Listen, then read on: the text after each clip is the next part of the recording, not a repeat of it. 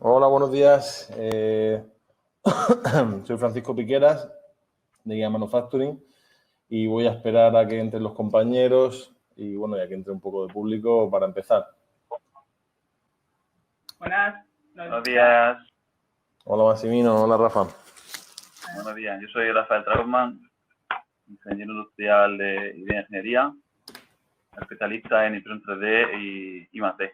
Aquí mi compañero Maxi. Bueno, yo soy Maxi, yo también trabajo con IA Manufacturing y más o menos un poco el mismo currículum que Rafa. Soy también especialista en impresión 3D e ingeniero industrial y trabajo en IA Manufacturing.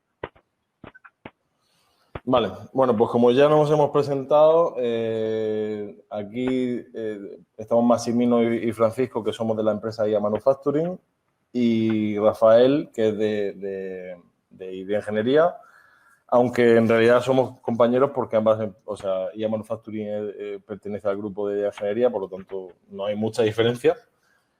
Y nuestro cometido en este caso, en este webinar, es hablar un poco de nuestra perspectiva de la fabricación aditiva en sectores industriales y sobre todo de las verdades o los mitos y las falsas verdades que hay en este sector.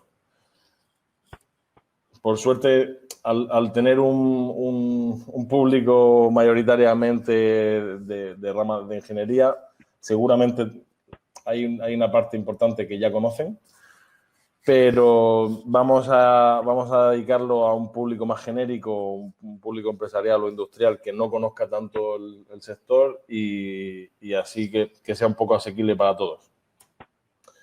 Bueno, como ya habréis visto en el resto de webinars, Idea Ingeniería es una empresa que nació en 2008 y en muy pocos años ha conseguido expandirse y sobre todo crecer de forma cualitativa, estando presente en más de 26 países y teniendo un personal fijo de más de 135 personas, lo que para mi parecer es un avance bastante importante. Y además teniendo una plantilla de más de 43 mujeres dentro de esos 135, de esas 135 personas, que en este caso para mí es un dato muy significativo porque en estos mundos de ingeniería el papel femenino es bastante escaso y debería crecer más.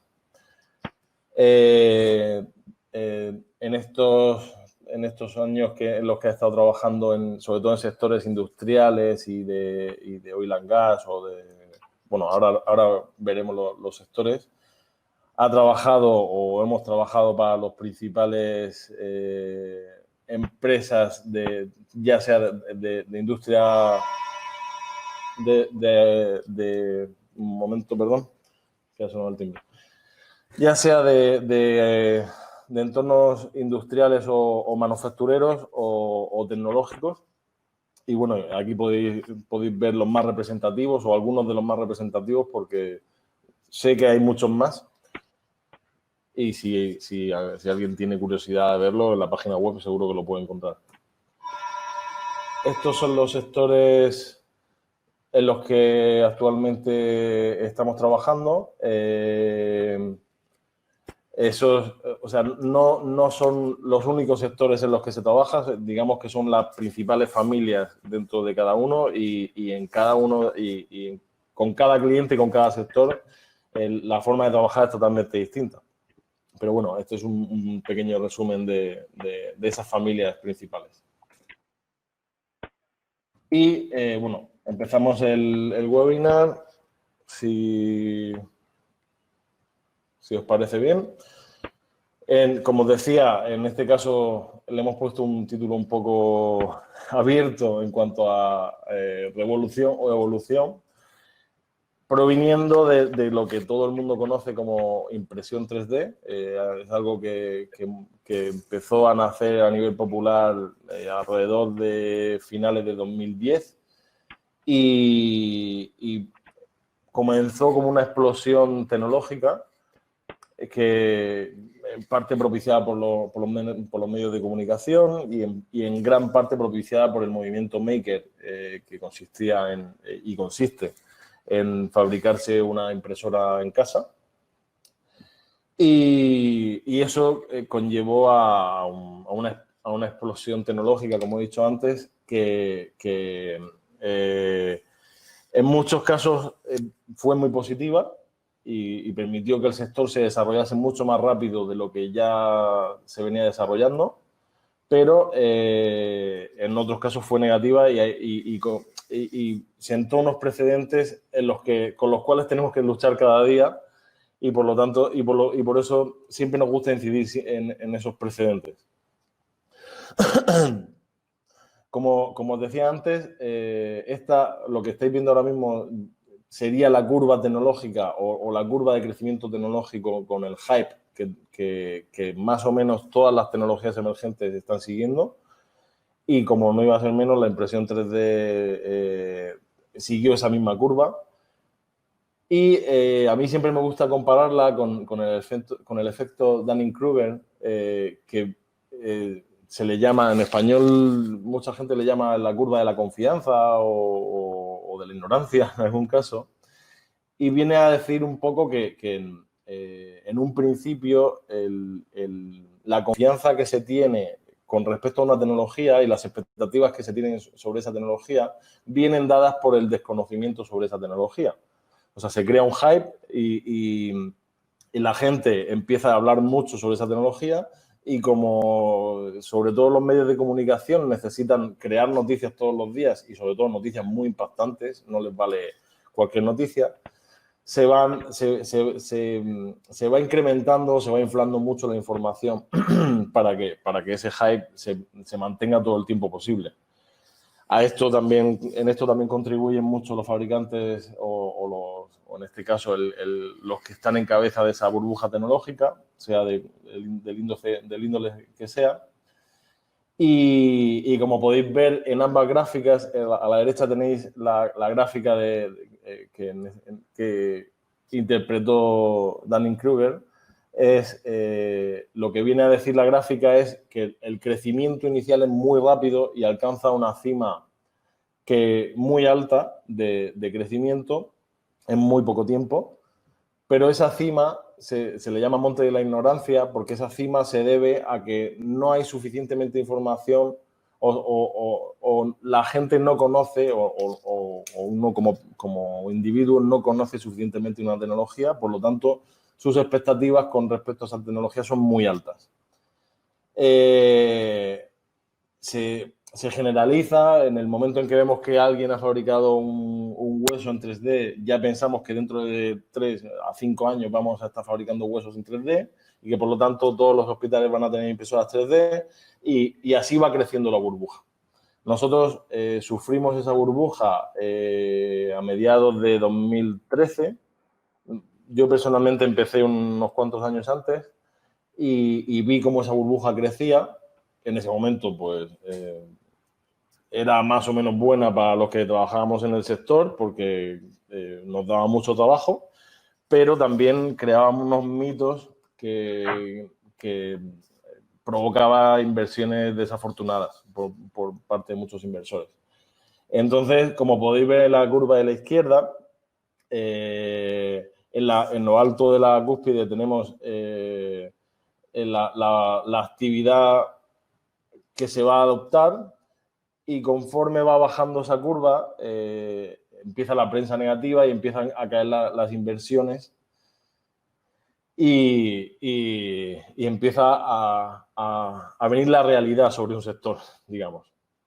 En esta gráfica podemos ver esa misma curva teniendo en cuenta los hitos que venían por parte de cada momento de la curva.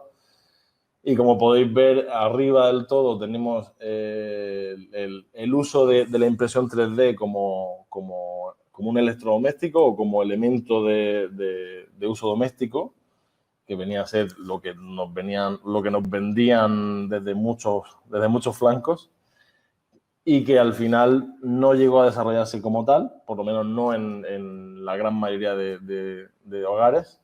por muchos motivos que podemos discutir cuando queráis o, o al final de esta ponencia.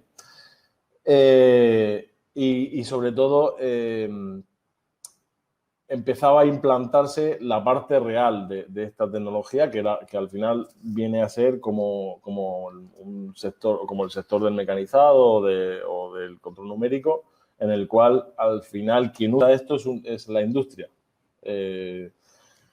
Uno puede tener una impresora en casa, pero una impresora de papel, pero al final, si uno quiere editar un libro o quiere trabajar de forma profesional, tiene que ir a una imprenta. Nadie se va a comprar una imprenta para tenerla en casa. Por lo tanto, era lógico que hubiese esta curva de bajada y, sobre todo, que fuese subiendo de nuevo esa curva con la realidad que ahora mismo estamos viviendo de la impresión 3D o de la fabricación aditiva.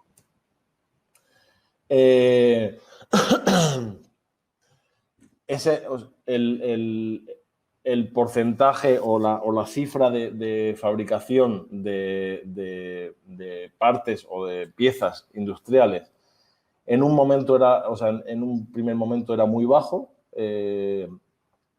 y casi todo se destinaba a prototipado, se destinaba a elementos decorativos y esa cifra de piezas que actualmente se usan en casos reales, en industria o en cualquier otro sector, ha ido creciendo de forma paulatina a medida que esos sectores iban adquiriendo las tecnologías o iban viendo la utilidad de esas tecnologías en su propio sector. Hay que tener en cuenta también que cambiar una línea de producción en cualquier índole cuesta mucho esfuerzo y mucho dinero.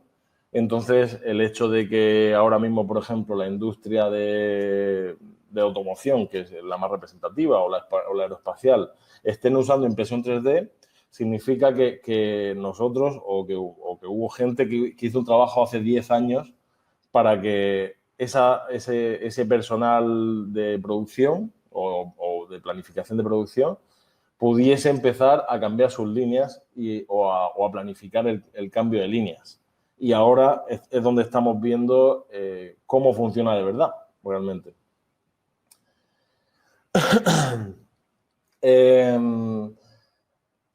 Bueno, el impacto económico del sector cada vez es mayor. Yo creo que todos somos conscientes, aunque no es el que en un principio se planteaba en cuanto a crecimiento exponencial, porque yo llegué a ver cifras de un crecimiento del 250% en un solo año y eso no podía ser, no tenía ningún sentido porque al final hablamos de una tecnología productiva o una máquina herramienta y eso significa que tiene que competir y tiene que ofrecer unas mejoras con respecto al resto de máquinas herramientas.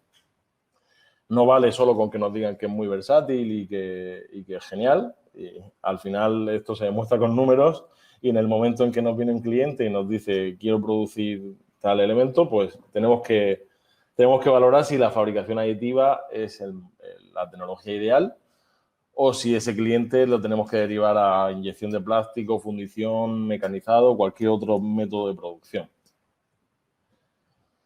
En Europa el desarrollo del sector ha sido un poco más tardío sobre todo en Norteamérica y diría que en Asia, pero como podéis ver hay un crecimiento continuo y se espera que en 2025 la cifra, bueno, en este caso tenemos cifras de 2022, pero se espera que en 2025 haya una cifra aproximada de unos 1.000 millones de dólares, en este caso, de cifra de inversión en el sector. Bueno, aquí podéis ver cómo se ha repartido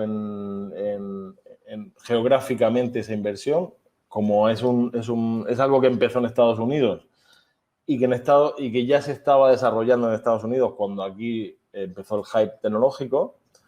Hay que tener en cuenta, luego lo veréis con mi compañero Rafa, que muchas de las tecnologías de fabricación aditiva que conocemos empezaron a desarrollarse en los años 70 y algunas de ellas ya estaban en activo en los años 80. Incluso en los 90 ya eran una parte productiva de algunas industrias. Lo que pasa es que no se conocían o eran suficientemente minoritarias como para no conocerse. Entonces, era lógico también que como el desarrollo tecnológico durante los años 90 y principios de los 2000, sobre todo venía de Estados Unidos, ellos llevasen la cabeza en este desarrollo industrial.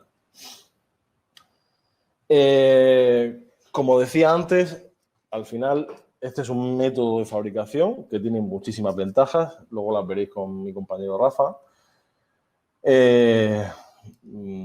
Además, esas ventajas cada vez son mayores porque en el momento en que uno adquiere o una industria adquiere un equipo de fabricación aditiva, por la versatilidad que tiene el mismo y no necesitar moldes ni adaptación para fabricar distintos elementos con distinta naturaleza, la aplicación es creciente siempre. Nosotros cada vez que hacemos una implantación o que trabajamos con algún cliente que ha implantado una línea productiva con fabricación aditiva, siempre empieza con un único fin, que es como lo conocemos, o sea, como conocemos la industria hasta ahora, implantar una máquina para un fin, y esa máquina acaba siendo parte de varios departamentos y acaba sirviendo a varios fines o a varios tipos de fabricación. Pero no es una tecnología absoluta, no es sustitutiva ni puede sustituir otras tecnologías de fabricación. Entonces, como podéis ver en la gráfica de la derecha, cuando tenemos un nivel de complejidad muy alta, pero muy pocas unidades a fabricar, la tecnología ideal siempre es la impresión 3D o fabricación aditiva. Pero a medida que vamos sumando en cantidad, o sea que necesitamos más unidades de fabricación, el mecanizado CNC coge parte de esa producción, generalizando mucho en cuanto a calidades, tipos de materiales, tipos de pieza, porque eso es otro mundo a tener en cuenta. En este caso estamos hablando solamente de coste por pieza y de viabilidad de fabricación. Y a medida que necesitamos más cantidad, como todos sabemos, tenemos que irnos a tecnologías o a métodos de fabricación masiva o métodos de fabricación industrial, como se le suele llamar o se le solía llamar, que ahora mismo industriales son todos, pero digamos de producción en grandes cantidades. Entonces, mientras las tecnologías se van desarrollando y de hecho la impresión 3D cada vez tiende a ir más hacia la fabricación de tiradas medias, o sea, hablamos de fabricar desde una pieza hasta 500 piezas, incluso hablamos dependiendo de la tecnología o de la forma o de la morfología de la pieza que vayamos a fabricar, podemos hablar de hasta 5.000 piezas de un mismo objeto y teniendo en cuenta que con la impresión 3D tengamos ciertas ventajas de geometrías y demás. Pero en el momento en que saltamos las 1.000 piezas o 1.500 unidades, es casi imposible mantener la impresión 3D en la mayoría de casos. Hablando, por supuesto, de reproducir objetos que hasta ahora conocemos y sobre todo en lo que más se está usando ahora mismo la impresión 3D, el mantenimiento industrial, por ejemplo, que se usa para fabricar el mismo diseño de pieza que anteriormente hemos fabricado con inyección de plástico o con casting o con mecanizado CNC. Pero en la gráfica de la izquierda las tenía que haber puesto al revés. El coste efectivo por unidad, como podéis ver, cuando hablamos de producción con molde, generalizando, ya sea molde para inyección de plástico o molde para fundición de metal, el coste del molde siempre es muy alto, por lo tanto, tenemos una inversión muy alta que se requiere para producir, pero esa inversión se va reduciendo a medida que se empieza a producir. Sin embargo, con la impresión 3D, la inversión casi siempre es la misma, porque el coste por pieza no baja a medida que subimos la cantidad y, por lo tanto, no tiene sentido para tiradas largas o para reproducción de muchas unidades. no tiene sentido a día de hoy, obviamente, en 2020. Quizá en 5 años cambiemos el paradigma y de hecho todo apunta a eso, pero bueno, nosotros nos gusta ser muy realistas porque así cuando alguien nos pregunta ya sabe desde qué punto partimos. El impacto económico de la fabricación aditiva ha sido muy, muy grande, sobre todo en épocas tempranas o en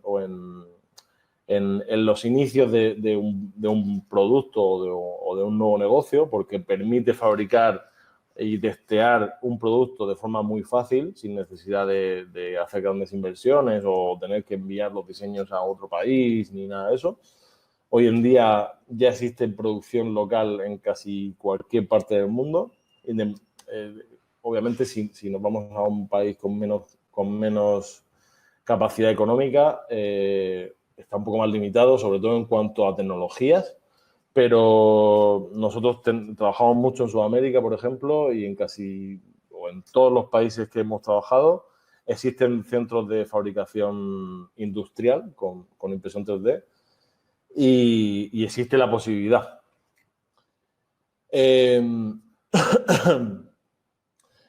Actualmente el mercado global de producción directa, o sea, hablamos de producción de piezas directamente con impresión 3D, ha crecido mucho desde que nosotros empezamos en 2013. Como podéis ver, en 2013 tenemos un 0,8% de producción directa y hoy en día estamos ya en un 4,7%. Sin embargo, el uso de estas tecnologías para prototipado no solo no ha decrecido, sino que ha aumentado. O sea, siguen siendo en muchos casos tecnologías de prototipado y como podéis ver en la gráfica, al igual que ha subido la producción directa, ha subido el prototipado. Las ventajas en este caso de la fabricación aditiva frente a otras tecnologías, yo creo que la mayoría de presentes en este webinar las conoceréis. Obviamente se simplifica la cadena productiva en cuanto al número de proveedores que hacen falta en una línea productiva o de agentes dentro de la propia. La fabricación se hace de forma local y siempre de forma más cercana que la producción masiva, dado que ahora mismo la gran parte de la producción masiva al nivel mundial se hace en China y por lo tanto permite que en muchos casos, por ejemplo, nosotros conocemos muy bien la industria del juguete y en muchos casos hay fabricantes que están realizando fabricación local gracias a poder tener o poder utilizar fabricación aditiva de forma paralela a su línea de inyección. Y obviamente el ahorro del coste de logística y de material es lógico porque no tenemos o sea, estas tecnologías en su gran mayoría están muy optimizadas para reducir los costes y el gasto de material y permite, como comentaba antes, una mayor personalización. Yo, sobre todo, me gusta decir que es una mayor versatilidad de producción. No necesitamos encasillarnos en una línea, en un tipo de producto a la hora de adquirir un equipo industrial de fabricación aditiva. Siempre hablamos de equipos industriales. Y, por lo tanto, permite cambiar el tipo de negocio o la línea de negocio de forma rápida o de forma mucho más fácil que si hubiéramos comprado una línea de inyección de plástico, obviamente. Como bien sabéis, este es un sector que está creciendo, pero todavía necesita tener mucha seguridad sobre sí mismo para implantarlo en ciertas líneas de negocio. Como os decía antes, nosotros hemos tardado casi 10 años en conseguir que ciertas industrias incluyan la fabricación aditiva como parte de su línea productiva final. Hasta ahora todos lo tenían como prototipado, como preseries, como segunda fase de prototipado, pero hablando de producción final ha costado bastante y es lógico. Y eso conlleva una divulgación sobre todo de las realidades del sector, como nosotros solemos hacer, y de las limitaciones que tiene, que al final o sea, es responsabilidad de todos los que lo usamos. Hay una parte que luego veréis tanto con Rafael como con Maximino, que nosotros también nos gusta sobre todo hacer mucho hincapié, y es en el hito de que para cualquiera que haya fabricado o que haya diseñado para fabricación aditiva, hay un salto importante que debe dar en cuanto a cómo diseñamos las piezas. Y por eso yo antes hacía un hincapié en que el coste de producción de piezas ahora mismo se está basando en la reproducción de los diseños con los que trabajábamos anteriormente. O sea, un cliente diseñó hace 15 años una pieza para mecanizado y hoy en día nos la pide a nosotros por velocidad, por costes o por versatilidad, nos la pide a nosotros en fabricación aditiva, pero nosotros seguimos reproduciendo ese mismo diseño, que no es un diseño optimizado para impresión 3D. Por lo tanto, estamos pagando un sobrecoste, como podéis ver en el ejemplo de la izquierda, estamos pagando un sobrecoste sobre esa pieza a reproducirla tal cual la teníamos. Y eso es algo que cuesta mucho más madurar, porque ya entramos en el ámbito del diseño industrial, y en el cual los diseñadores industriales van aprendiendo, o vais aprendiendo en muchos casos, cómo optimizar un diseño para que sea eficiente en impresión 3D y sobre todo para aprovechar la ventaja de la impresión 3D. Si queremos reproducir el mismo diseño con impresión 3D que con mecanizado, al final la impresión 3D siempre va a salir en desventaja.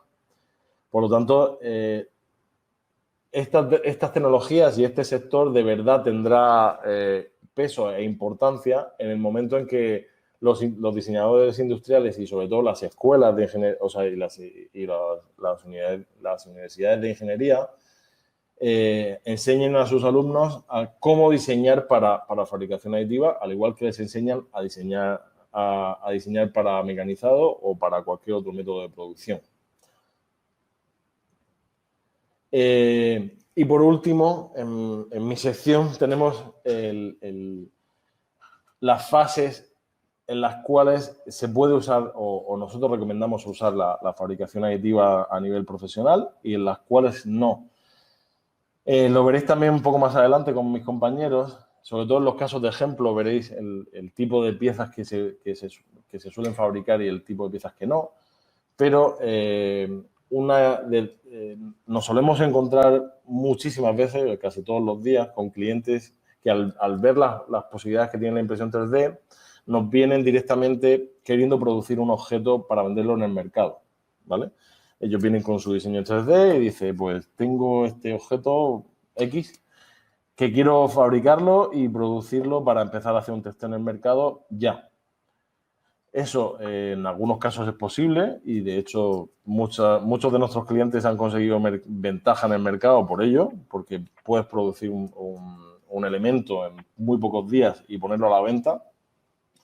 Pero hay que tener en cuenta que el diseño industrial conlleva unos pasos y conlleva una serie de hitos para que tenga validez y para saber que lo que estamos fabricando es viable, sobre todo económicamente y en usabilidad. Entonces, los pasos que tendremos que dar a la hora de concebir un objeto no solo pasan por el cuánto me cuesta producir esta pieza. Es cuánto te cuesta producir esta pieza ahora mismo para tener 500 unidades y lanzárselas a tus proveedores. Pero, ¿qué piensas hacer con esa pieza? ¿Cuál es el desarrollo final dónde la quieres implantar o a cuántos países la quieres enviar? Porque llegará un momento en que quieras hacer una fabricación masiva, digamos, o a gran escala de ese elemento. Y entonces el diseño que hiciste para impresión 3D y que te ha venido muy bien hasta ahora no te valdrá y por lo tanto quizás tengas que cambiar el diseño de ese objeto o de esa pieza.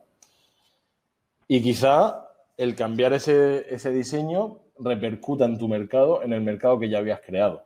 Por lo tanto, nosotros siempre recomendamos tener una perspectiva de futuro y de desarrollo sobre un nuevo producto o un nuevo diseño y que esa perspectiva llegue hasta donde queremos finalmente llegar. Porque Si nosotros ya pensamos en las tecnologías en las que vamos a fabricar los primeros prototipos, las primeras series, las preseries y las series finales, que ya serían pues, pongámosle en inyección de plástico o en cualquier método productivo masivo, si adaptamos ese diseño a todas esas fases, tenemos la seguridad de que no vamos a tener que cambiar o hacer cambios drásticos una vez se haya desarrollado, pero si no lo hacemos, y lo hemos visto en muchísimas ocasiones, nuestro producto va a tener que sufrir muchas modificaciones una vez que ya tenga una aceptación en el mercado. Y eso suele ser casi siempre negativo. Entonces, recomendamos siempre ponerse en manos de profesionales y tomarse esto como un proceso productivo y no como una producción rápida. Y bueno, pasamos a la parte de mi compañero Rafael, que va a hablar un poco de los sectores de la fabricación aditiva y de la aplicación.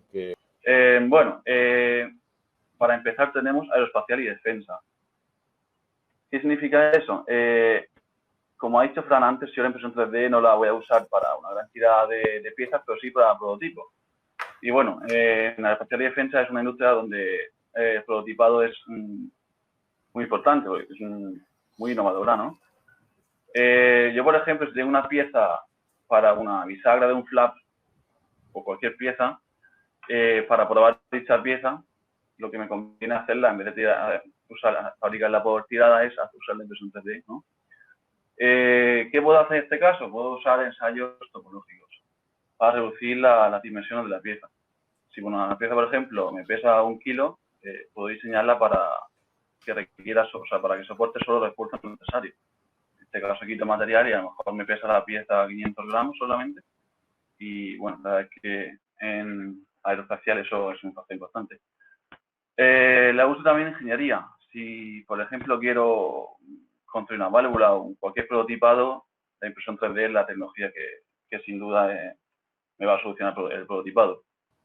Bueno, otro sector importante de innovación donde se usa la impresión 3D es el sector de la automoción. De hecho, no es un mito, es real que Volkswagen, por ejemplo, fabricó un bloque motor con menos porosidad que por fundición. Y es decir, impresión 3D con menos porosidad que fundición, sí es un hecho. Y no solo que motor, BMW, por ejemplo, está implementando piezas de impresión 3D y Mercedes también, a día de hoy, sobre todo interiores. Siguiente sector, por ejemplo, la industria. Si, por ejemplo, necesito una pieza específica para una planta, una brida o algo, lo más fácil que voy a poder hacer es imprimirla en 3D. Arquitectura. La impresión 3D se puede usar también para, por ejemplo, hacer maquetas, propuestas conceptuales o directamente maquetas de edificios. Yo mismo, por ejemplo, me he encargado de fabricar maquetas para arquitectura, en impresión 3D. Sí que hay cosas un poco más delicadas de hacer por el tema voladizos, sobre todo en FDM, que ahora después pasaremos a hablar de ello. En construcción también se usa ahora mismo la impresión 3D, aunque todavía está en fase pionera. Tenemos un ejemplo de edificios hechos con hormigón, que al fin y al cabo yo diría que sería fabricación FDM, porque FDM, aunque no sea un material fundido, sí es aplicación de un material, en este caso hormigón, como por ejemplo la empresa Apiscor, una compañía rusa que fabricó una casa en 24 horas. Tenemos otro ejemplo como este unido puente, hecho por Acciona, que está situado en Alcobendas. Puente de 12 metros, fabricado en tecnología de impresión 3D. Y bueno, es decir, aquí remarcamos, por ejemplo, este puente, es una única pieza. Bueno, tecnología de impresión 3D hay, no sé si 11, 12, no más, si puede ser. Vamos a hablar de 3 de las que consideramos más importantes para hoy. Tecnología SLA, estereolitografía. Yo diría que es una de las más bien usadas. Se trata de que tengo un tanque con una resina en estado fluido, un líquido, y mediante un láser voy solidificando, haciendo que polimerice dicha resina en donde yo quiero, para así crear la pieza. Otro método es SLS, sinterizado selectivo, en este caso sintetizado poliamida, que es una de las materias que más se usa, poliamida, por ejemplo, como nylon, etcétera. donde yo tengo, dicho, es parecida a SLA, donde yo tengo dicho polímero en un tanque en estado polvo y lo voy solidificando donde yo quiero, también con un láser, sintetizándolo. Digamos, similar a fundiendo. No es fundir, es parecido, pero es ese método.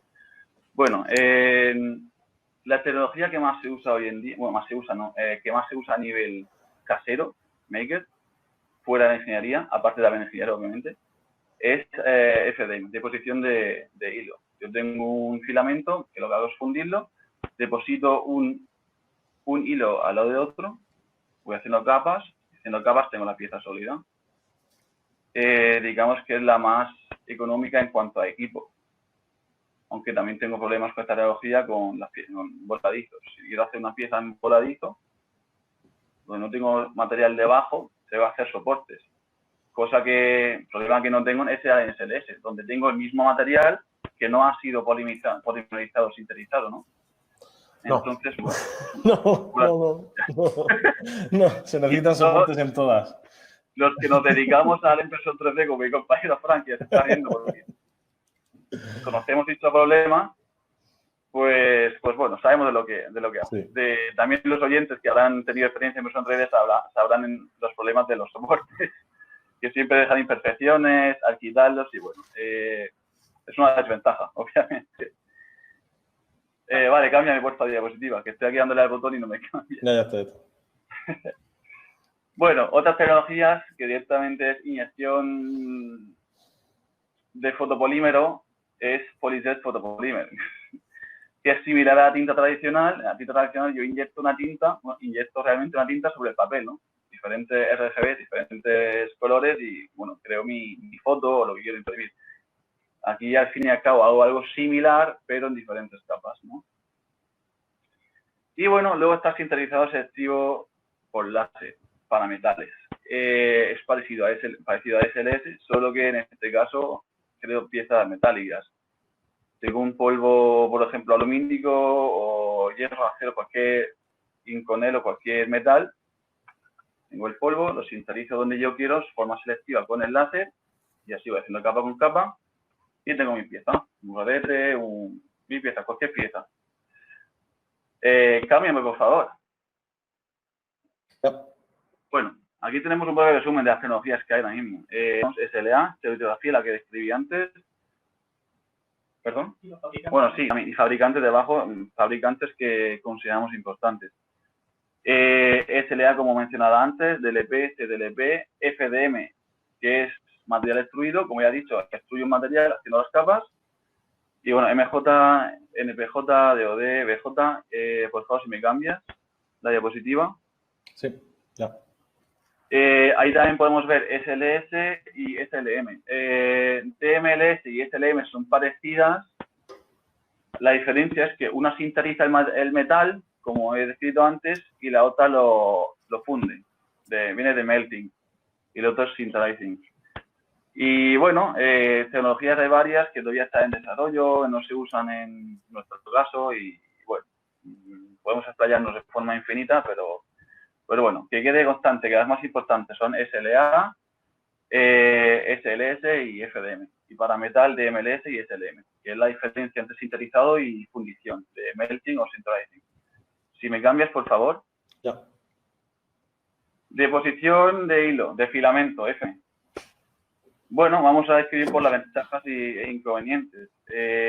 Como he dicho antes, las ventajas son equipos de bajo coste, ya que cualquier persona, cualquier empresa puede adquirir un equipo a un coste relativamente bajo, relacionado con otra maquinaria. Y bueno, es consumible, al fin y al cabo no deja de ser un filamento plástico, mayoritariamente ABS, PLA, IPS, TPU, diferentes materiales, ¿no? Depende de lo que quieras hacer. Pero bueno, al fin y al cabo no deja de ser un rollo con ese filamento fluido enrollado. O sea, algo súper simple, muy simple. Y bueno, como bien dice aquí, fácil gestión del equipo de impresión. Eso también es un poco relativo. Bueno, quien ha trabajado en esto sabe que de vez en cuando da un poco de problemática por la obstrucción y bueno, pero suele ser bastante fácil.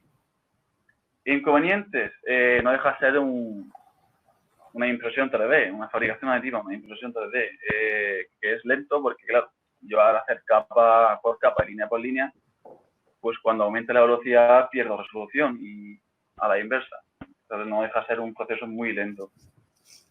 Limitado a trabajar con termoplásticos se refiere a que no dejo de destruir un termoplástico.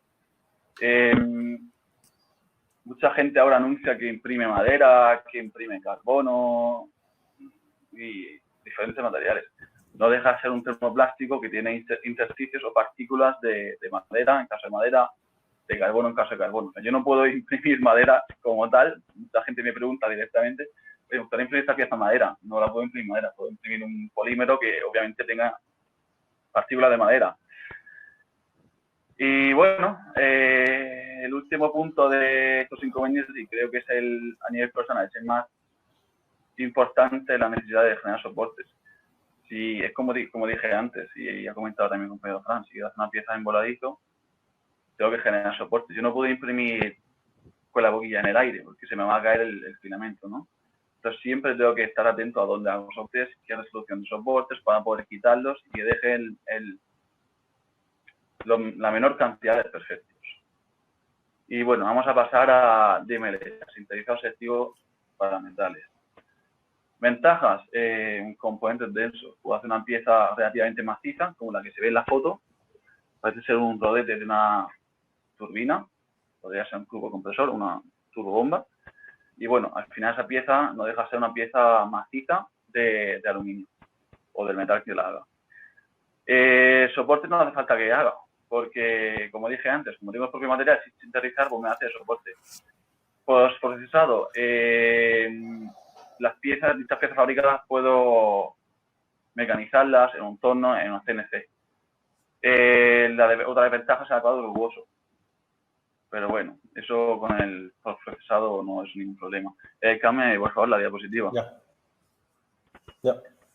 Vale, sintetizado poliamida. Poliamida porque es el material que más se usa. Al fin y al cabo no puedo, puedo sintetizar cualquier polímero.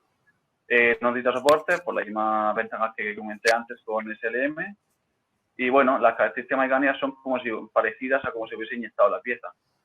Y bueno, al fin y al cabo la precisión limitada por las partículas de polvo es un inconveniente, y la rugosidad también, igual que la anterior. Tenemos aquí una pequeña comparativa de las tres tecnologías, en detalle, en costes, en resistencia y demás características que, bueno, que balancea un poco los diferentes procesos. Si me cambias, por favor. Sí, ya. Materiales.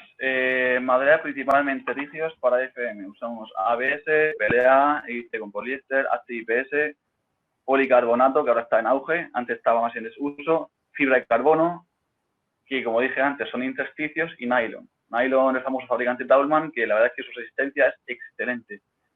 Para SLS se usa poliamida, alumide y poliamida fibra de carbono, intersticios, y poliamida más fibra de vidrio, intersticios también. O sea, no imprimimos fibra de carbono, fibra de vidrio como tal, sino son intersticios, son partículas, ¿vale? Para que quede clara la diferencia. Bueno, entonces, también se fabrican piezas flexibles en FDM Filaflex, que no deja de ser un TPU o un poliéster, y para SLS también TPU, poliéster y poliéster, la familia de materiales Tango.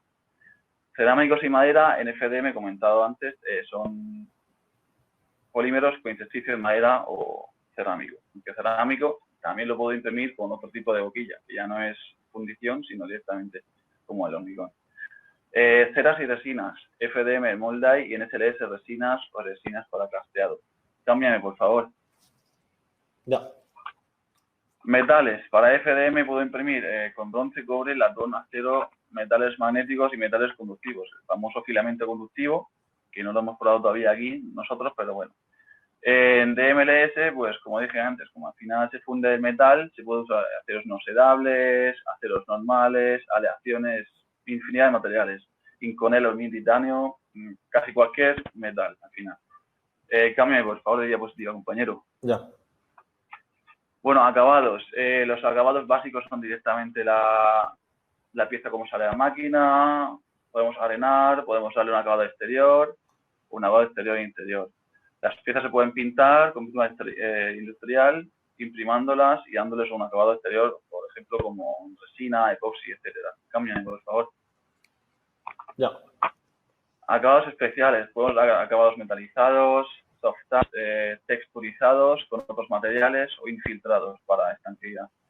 Piezas transparentes en SLA y también piezas cosméticas en SLA. En FDM lo de la transparencia no se lleva tan bien porque al ser un hilo al lado de otro, intersticios de aire, pues no queda transparente, siempre queda translúcido. Cambia, por favor, de diapositiva. No. Bueno, ejemplo de impresoras. Vamos a mostrar un par de ejemplos, aunque hay cientos, si no miles. Para FDM tenemos la Dynamical Tool de T60 con el volumen de impresión de 600 por 450 por 450 milímetros y las perlas de la serie Fortus de un volumen de 914 por 609 914. Siguiente, por favor. Ya. Para DML tenemos la EOS modelo M400 y la Renshaw Renam 500M. Cambie, por favor. Ya. Y software, vamos a hacer un breve resumen, no vamos a meternos mucho. Tenemos diferentes software, SolidWorks, o en este caso mostramos Autodesk Maya para hacer diseño por mallaje, y NetFab, que nos da un buen soporte para optimización e impresión 3D. Siguiente, por favor. Vale. Fusion 360, que nos deja ser un entorno de diseño CAD compartible con diferentes equipos y compañeros. Y Within, Autodesk Within, que se centra mucho en la optimización de piezas, ensayos topológicos, lo que se conoce como piezas orgánicas, que no deja de ser un ensayo topológico para reducir material. Siguiente, por favor. Vale. Y bueno, como hemos dicho, ensayos topológicos que se centran en quitar material donde realmente no es necesario. Tenemos solo el material mínimo, obviamente con un factor de seguridad en ingeniería, donde aligero la pieza, tengo menos uso de material, etcétera. Son ventajas bastante interesantes, la verdad. Vale, siguiente, por favor. Un minuto puedo cambiar. Vale. Y bueno, aquí tenemos un ejemplo de metodología o escaneado, no, es metodología para tomar modelos existentes, generar un modelo CAD para luego pasar a un proceso de fabricación aditiva o comprobación de una pieza impresa. Comprobación de tolerancias, comprobación de dimensiones, etcétera. Bueno, puedes cambiar al siguiente, Fran. Ok. Vale. Vale, esto así es escáner. Aquí estamos hablando de un dispositivo donde doy unas marcas en mi pieza, el dispositivo escaneo la pieza y me genera la malla directamente. No necesito un referenciado inicial, ya que los tags de referencia de forma automática se posicionan solo. Él sabe exactamente dónde está el escáner, va mallando. Si no me equivoco, tiene una resolución de 0,03 milímetros, o sea, es una brutal. Sirve para escanear, por ejemplo, esta pieza. Parece una caja de cambios. Vale, y bueno, aquí tenemos un ejemplo de piezas. Esto es un poliamida, diferentes piezas impresas, engranajes, resistentes, obviamente, por su material, por poliamida. Y bueno, pasa a la siguiente y aquí tenemos un ejemplo de árabe de turbina, piezas de ingeniería abajo, bridas, etcétera, engranajes. Y bueno, esa era mi parte de ejemplos. Ahora va con mi compañero Fran los casos de éxito. Bueno, yo soy Mati, que ha dicho Fran. Mati, sí, perdón. Y bueno, a mí me va a tocar la parte de casos de éxito. Según creo, ya nos estamos pasando un poco de tiempo y voy a intentar ir lo más rápido posible. Pasa de diapositiva, por favor. Bueno. El primer caso es de la compañía de Airbus, en el que hay unas piezas fabricadas en Ulten 9085.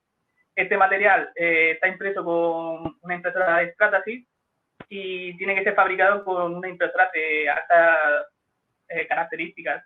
No vale cualquier impresora FDM, ya que necesita unas temperaturas que sobrepasan mucho a las carteras, por así decirlo. Este material, por ejemplo, el Ultium, necesita una temperatura de fusión aproximadamente unos 350 grados y necesita una cámara para que no produzca errores de impresión de unos 100 grados centígrados aproximadamente. En este caso son unos soportes para el Airbus que, por ejemplo, pueden ser para pasar los cables o cualquier cosa. Y el Ultem tiene unas muy buenas características, sobre todo resistentes, y dentro de la FDM de los mejores materiales que se pueden encontrar. Si me puedes pasar. Aquí tenemos otra vez el caso de Airbus, en el que tenemos un ejemplo de la optimización topológica que ha comentado tanto mi compañero Francisco como Rafa, en el que tenemos en la pieza del fondo, se ve la pieza como se haría con los métodos de fabricación tradicionales, y en el caso que está más cercano sería como se quedaría fabricada la pieza mediante la impresión 3D, que ha sido llevada a cabo mediante un diseño topológico, en el que ese diseño topológico consiste en reducir básicamente la cantidad de material que se utiliza, teniendo en cuenta todas las características que tiene que tener esta pieza, tanto de resistencia como de temperatura, de tensión. Que la pieza básicamente esté optimizada para su propósito.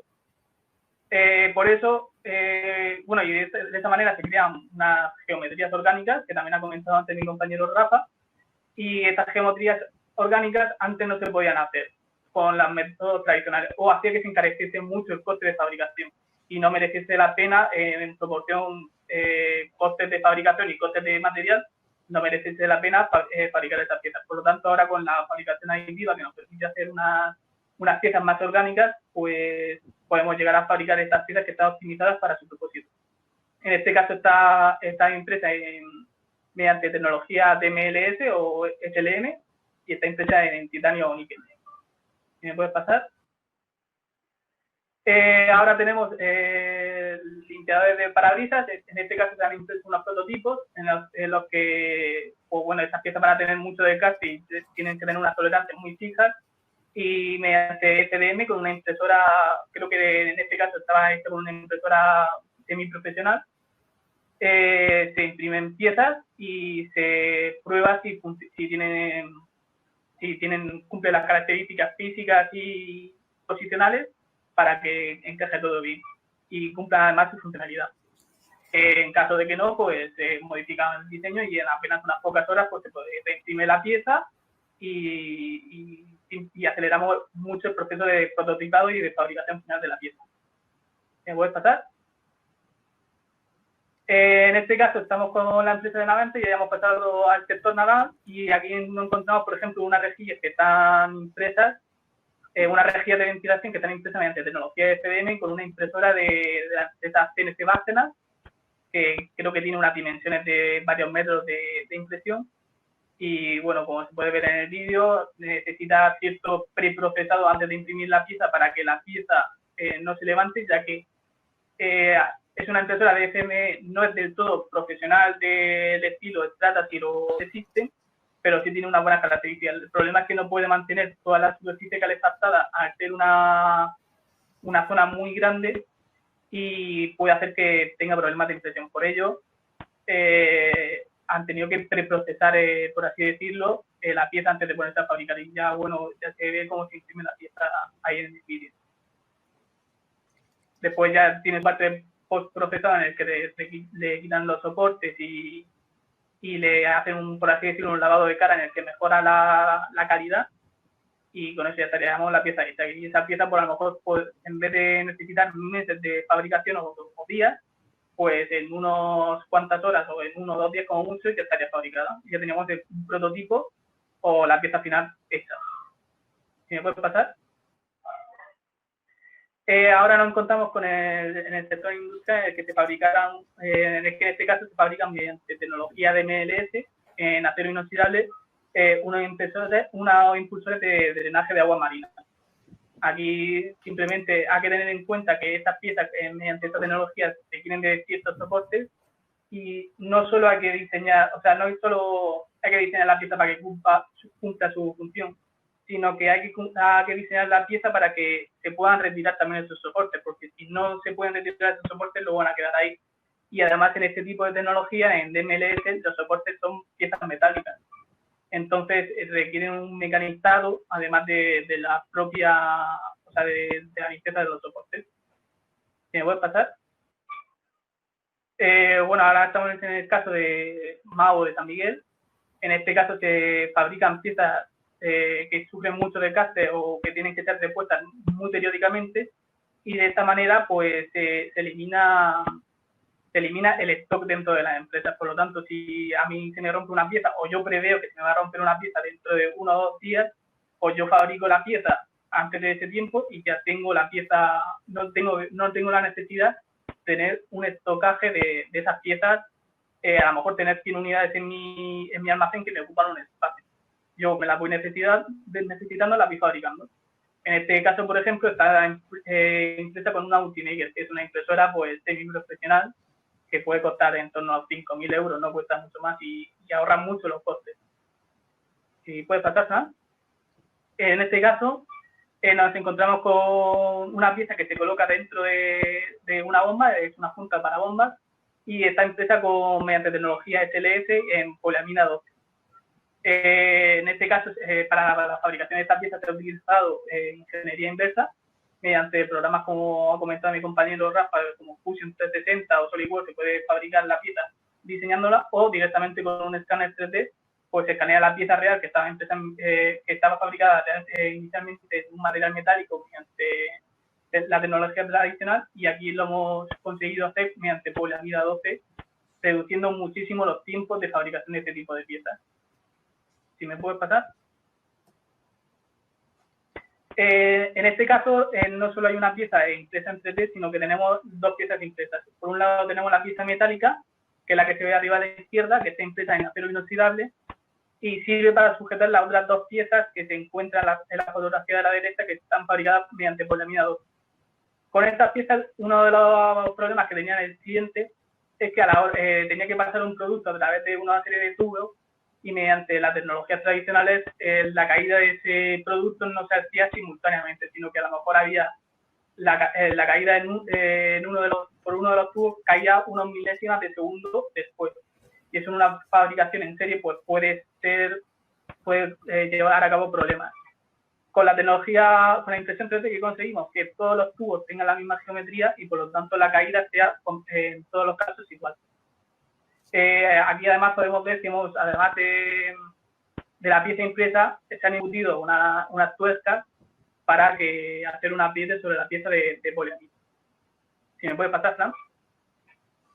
En este caso, tenemos una empresa que es Divergent 3D, que es una startup que nació hace 2 o 3 años, que creo que no me acuerdo si era belga o alemana, y que se encarga de la producción del estudio para el sector automoción y crear piezas en impresión 3D para este tipo de sector. No solo utiliza tecnología de FDM, sino que utiliza DMLS, CLM, CLS, utiliza distintas tecnologías para acabar fabricando un coche en 3D completamente. La siguiente. En el sector de automoción también tenemos, por ejemplo, podemos fabricar el chasis de una motocicleta. En este caso, BMW la ha fabricado mediante la tecnología de MLS, que es está fabricada con una aleación metálica. Siguiente plan. Y por último, dentro del sector de industria también podemos fabricar maquetas de modo promocional para las distintas empresas. Aquí tenemos, por ejemplo, una maqueta que le fabricamos a Repsol hace, no sé si fueron 4 o 5 años por lo menos, en la que con una pantalla debajo, pues lo hemos fabricado. Las piezas están fabricadas con tecnología MJP o PolyJet en su mayoría, también hay algunas empresas en FDM, y lo bueno de estas piezas es que tienen un acabado transparente o translúcido y transmiten muy bien la luz. Y con eso podemos conseguir los efectos que se están viendo en el vídeo. Si me puedes pasar. Y por último, creo que ya es la última que tenemos, otra maqueta que se fabricó se fabricó a raíz de la que se hizo para Repsol, pero en este caso era para ir en ingeniería o para Xbox. En este caso también está impresa en su mayor parte en FDM y en tecnología PolyJet o MJP.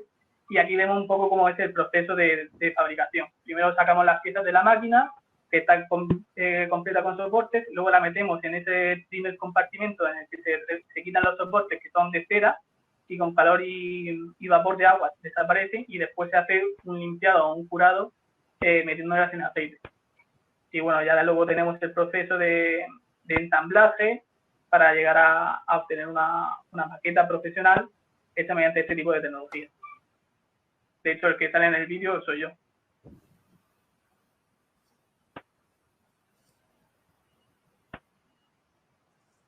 Y ahí podemos ver cómo con la pantalla que hay debajo se transmite la luz y podemos ver distintos efectos sobre la propia maqueta. Además, con Idea Ingeniería le han introducido realidad aumentada, que creo que se ve ahora más adelante, en el que se puede superponer con una tablet o un iPad, ahí se puede ver la propia maqueta. Y si puedes pasar, o bueno, cuando termine. Y bueno, eso en principio es todo. No sé si tenéis alguna pregunta sobre cualquiera de las tres partes.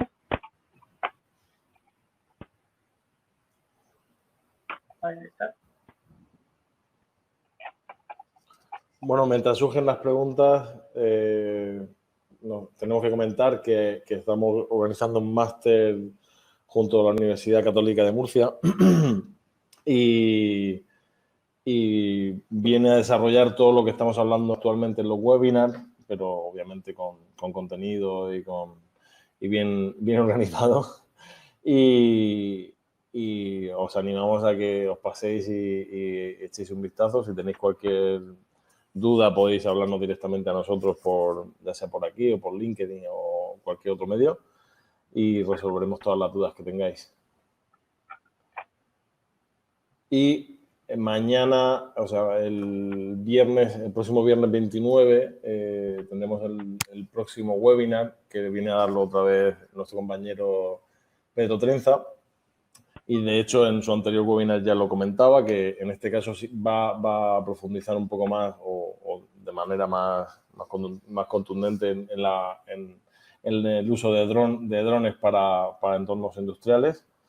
Y sobre todo desde el punto de vista de su ejemplo y de su trabajo que llevan ya desarrollando muchos años y que os recomendamos encarecidamente porque no es fácil encontrar un punto de vista como ese. Y poco más. Ya aquí hemos concluido nuestro webinar. Esperamos que os haya gustado y que los fallos que hemos tenido no hayan sido demasiado graves. Y os animamos a seguir a Idea Ingeniería en las redes sociales que prefiráis y sobre todo que os mantengáis informados para estos webinars y artículos que se van publicando que suelen ir siempre de mano de un profesional que ha sufrido y que está trabajando en ese sector y por lo tanto suelen ser muy útiles para quien se dedica a ello. Bueno, ha surgido una pregunta, creo que ha sido de David Martín, en el que nos pregunta si la impresión de metales tiene la misma resistencia que un laminado. La impresión de metal no tiene la misma anisotropía, que no hemos hablado de eso de la anisotropía del FDM. El FDM es una tecnología que tiene anisotropía y esto quiere decir que si en el sentido X e Y las piezas no tienen las mismas propiedades que en el sentido Z, ya que están impresas por capas y en el X e Y hacen una forma continua, mientras que en el FDM mientras que en el eje Z, perdón, se van depositando una encima de la otra. Por lo tanto, en este caso tienen cierta anisotropía. Pero en el caso de los metales o del sintetizado en general, esta anisotropía sigue estando, pero mucho menos, ya que como se va fundiendo, se funden en todos los sentidos de la misma manera, aunque sea capa a capa, pero el problema es que al pasar de una capa a otra pasa un tiempo y al fundirse ese tiempo influye un poco en la anisotropía del material, pero influye mucho menos que en el caso del FDM. No sé si con eso habré respondido a la pregunta de David. Como comenté yo antes del ejemplo, la empresa Volkswagen de Kawasaki fabricó un bloque de motor mediante tecnología de fabricación aditiva. Una pieza normalmente se hace por fundición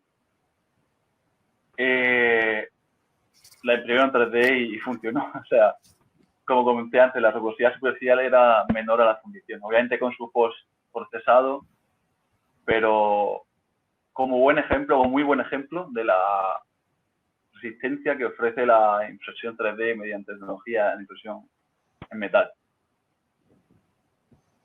Si alguien tiene alguna pregunta más.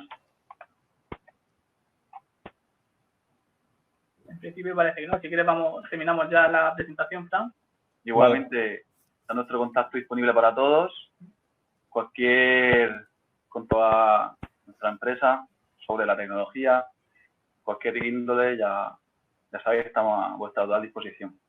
Igualmente. Un placer. Gracias. Hasta luego. Adiós. Hasta luego.